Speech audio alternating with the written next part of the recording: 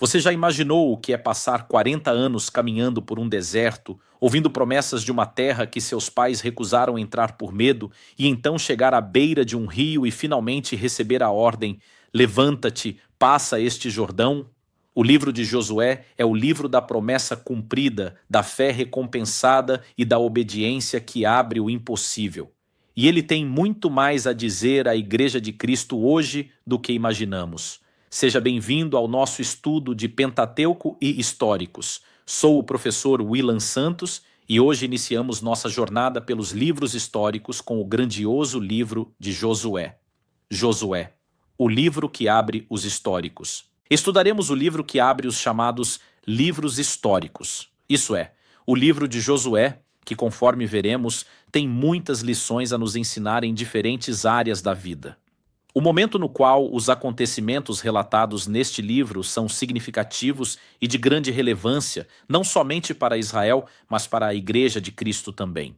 O momento era de transição, pois a liderança de Israel havia sido transferida de Moisés para Josué, quando se completavam em torno de 30 dias desde a morte de Moisés.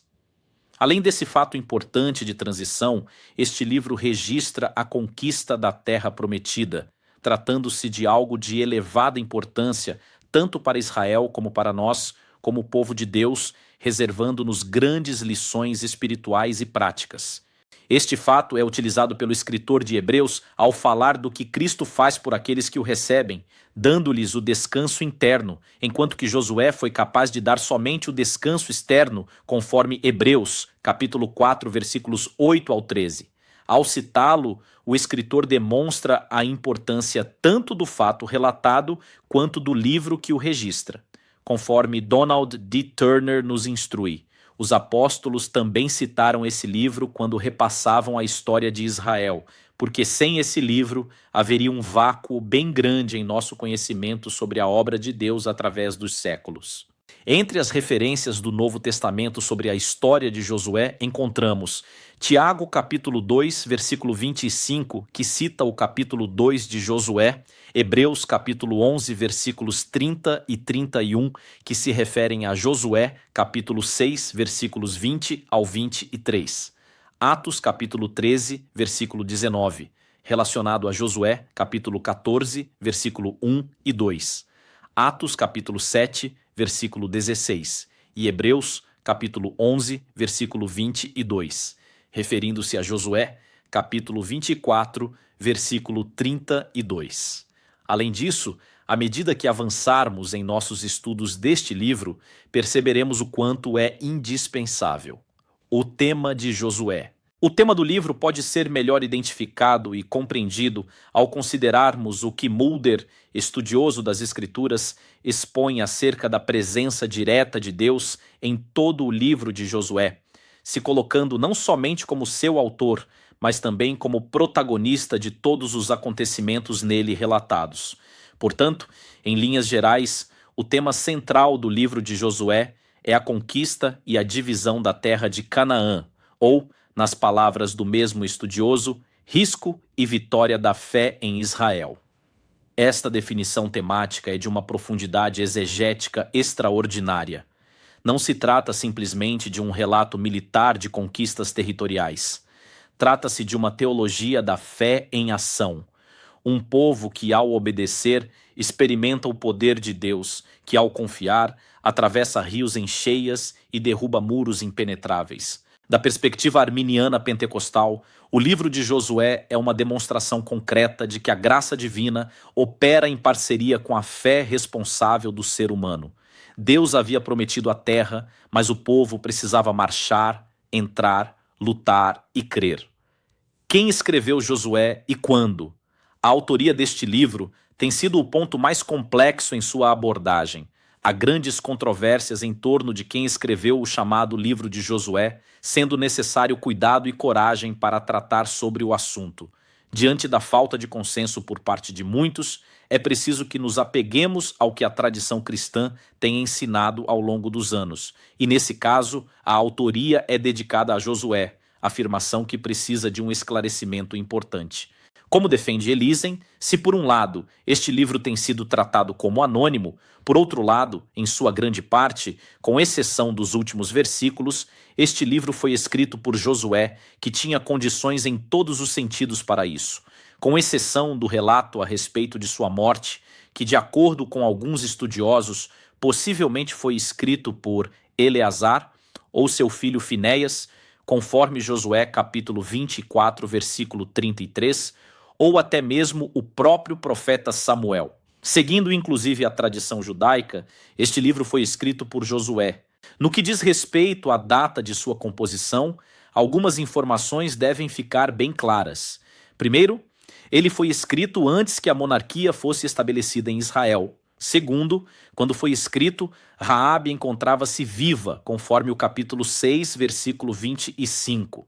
Depois de considerar a idade que Josué tinha quando escreveu este livro, Stanley Ellison nos auxilia novamente ao escrever que a data pode ser calculada como de 1405 a 1375, adicionando-se os 480 anos de 1 Reis, capítulo 6, versículo 1 ao ano de 965, início da construção do templo, e subtraindo-se os 40 anos de peregrinação. As escavações arqueológicas de John Garstang determinaram que a queda de Jericó ocorreu por volta de 1400 a.C. e documentos descobertos em Tel El Armana, no Egito, e em Ugarit, na Síria Ocidental, parecem confirmar a data de 1400 nas correspondências reais daquele período, as quais se referem ao Abiru, em Canaã. Portanto, fundamentados nessas informações e em muitas outras fontes seguras, concluímos que a data de autoria do livro de Josué está entre 1405 e 1375 aproximadamente. Objetivos: histórico e teológico. É de fundamental importância que lancemos um olhar para o objetivo de escrita deste livro, e o faremos com dupla divisão: objetivo histórico e objetivo teológico. Conforme temos visto, o livro de Josué marca um período importante de transição de liderança e, quanto ao seu objetivo histórico, podemos extrair grandes lições. De forma muito clara, este livro nos informa sobre a forma com que Israel foi introduzido na Terra Prometida, tendo em vista estabelecer ali a verdadeira religião. O livro de Josué nos conta com riquezas de detalhes acerca da conquista de Israel, assim como sua organização como nação. Além disso, este livro nos mostra como era Canaã nos seus mais variados aspectos, tais como o geográfico, o religioso, o racial e o político.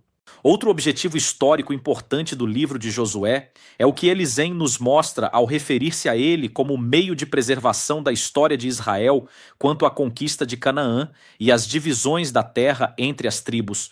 Do ponto de vista teológico, o livro de Josué apresenta muitas lições pelas quais podemos aprender grandes lições espirituais e práticas.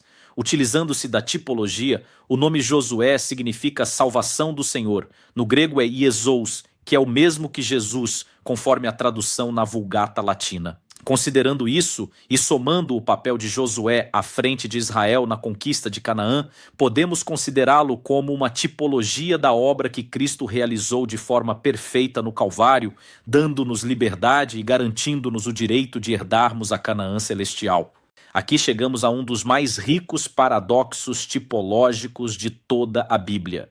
Josué, o general que conquistou a terra física, é sombra e figura de Jesus Cristo, o Salvador que conquista para nós a herança eterna. Josué podia dar ao povo o descanso externo, a terra física, o sossego dos inimigos visíveis. Mas Jesus, nosso verdadeiro Josué, dá o descanso interno, a paz que excede todo o entendimento, a vitória sobre os inimigos espirituais.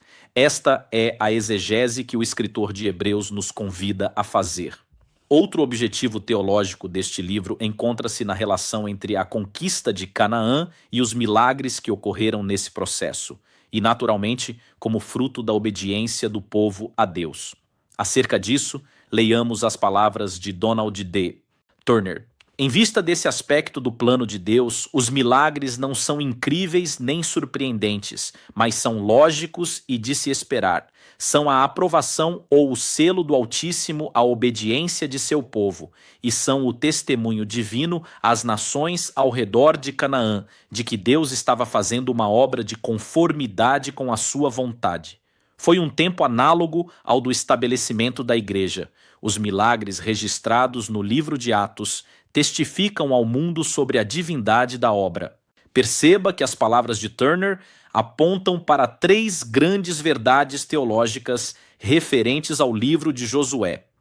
Primeiro, a relação da conquista de Canaã com os milagres, em demonstração da confirmação de Deus no que estava acontecendo. Segundo, a importância da obediência do povo a Deus como condição para a aprovação e ação divinas. E terceiro, o verdadeiro propósito do milagre, que é levar os povos a reconhecerem a grandeza de Deus e, com isso, virem ao seu conhecimento.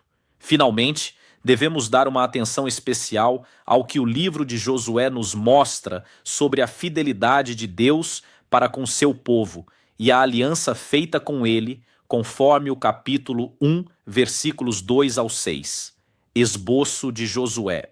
Dividiremos o esboço do livro em 3 partes: a conquista de Canaã, a distribuição da terra de Canaã e a despedida e morte de Josué. A primeira grande divisão são os 12 primeiros capítulos, dedicados aos relatos sobre como Israel conquistou a terra prometida. Esta exposição encontra-se dividida em partes que nos favorecem na busca de conhecermos e entendermos todo este importante acontecimento histórico. A subseção dos trabalhos preparatórios à passagem do Jordão, nos capítulos 1 ao 4, versículo 18, nos mostra Josué diante de um grande desafio, com o acréscimo de ter acabado de assumir a liderança de Israel no lugar de Moisés. Esta primeira parte nos mostra exatamente o momento no qual Josué deixa de ser auxiliar para tornar-se líder. Na subseção da tomada de Jericó e de Ai, a confirmação do pacto no monte Ebal e o tratado com os Gabaonitas, nos capítulos 5, versículo 13 ao 9, somos informados sobre a maneira como Israel, sob a ação divina, conquistou Jericó, que distava 10 quilômetros do Jordão. Além disso, o texto bíblico nos mostra também a tomada da cidade de Ai. Nas campanhas ao norte e ao sul, nos capítulos 10 e 11, o que foi feito com o rei de Jericó foi feito ao sul. Josué destruiu todos os reis daquela região, conquistando assim toda ela. No capítulo 12, que encerra a primeira sessão do livro de Josué, há informações dos reis que foram derrotados, somando-se 31 ao todo. Na verdade, a região foi toda conquistada, ficando somente alguns pequenos grupos de cananeus que viriam a perturbar Israel mais tarde. Ficaram também por conquistar as regiões dos filisteus, dos sidônios e do Líbano. A segunda grande divisão é a distribuição da terra de Canaã, nos capítulos 13 ao 21. No capítulo 13, Josué reparte a terra com as tribos e somos informados sobre o território não conquistado, assim como a divisão da terra ao leste do Jordão. Nos capítulos 14, versículo 1 ao 19, versículo 51, encontramos a herança das tribos a oeste do Jordão. No capítulo 20, versículos 1 ao 9, há o estabelecimento das cidades de refúgio, instituição de profunda equidade social e misericórdia divina na legislação de Israel.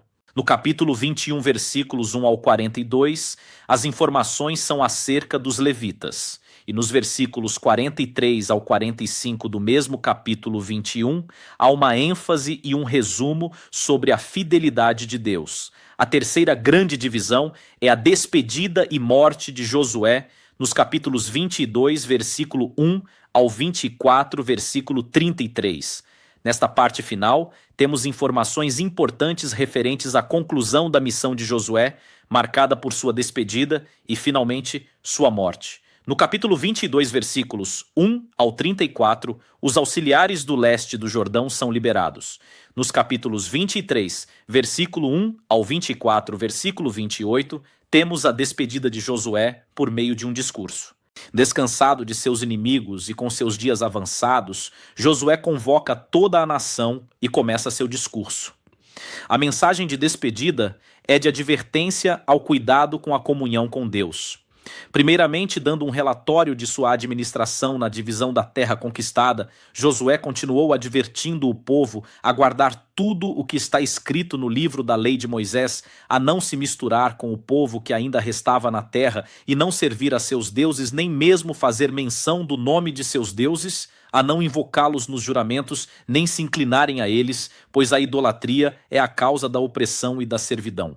Israel foi lembrado sobre as maravilhas operadas por Deus desde a saída de Terá, pai de Abraão de Ur dos Caldeus, a peregrinação no deserto, a passagem do Mar Vermelho e como Deus os livrou com mão forte das garras do faraó. No encerramento do livro, nos capítulos 24, versículos 29 ao 33, somos colocados diante do sepultamento de 3 grandes líderes: o sepultamento de Josué, o sepultamento dos ossos de José e o sepultamento do corpo de Eleazar. Conclusão: o livro de Josué é, na sua essência, um livro sobre o cumprimento da promessa de Deus. Cada rio que foi cruzado, cada muro que desabou, cada inimigo que foi vencido, tudo isso foi o Deus fiel honrando a palavra que havia pronunciado séculos antes a Abraão. Para o cristão arminiano pentecostal, Josué é uma declaração de que a promessa de Deus não caduca com o tempo, não se desgasta com as dificuldades e não se apaga com a morte de quem a recebeu. Deus a cumpre na geração certa, com os instrumentos que ele mesmo prepara. E há uma mensagem final que Josué nos deixa que ecoa para todos os tempos. A idolatria é sempre a porta da opressão. Quando Israel virou as costas para Deus e foi atrás dos ídolos das nações, perdeu a liberdade, a proteção e o propósito. A santidade não é uma exigência arbitrária de Deus. É a condição para vivermos na plenitude do que Ele nos destinou. Se este estudo abriu os seus olhos para a grandeza do livro de Josué e para a fidelidade do Deus que cumpre as suas promessas, deixa o seu like agora, compartilha com alguém que precisa ouvir que as promessas de Deus para a sua vida ainda estão vivas e se inscreve no canal para não perder nenhum vídeo. Aqui você encontra teologia sólida, exegese profunda e a Bíblia sendo ensinada com rigor e compaixão. Que Deus abençoe você ricamente e até o próximo estudo.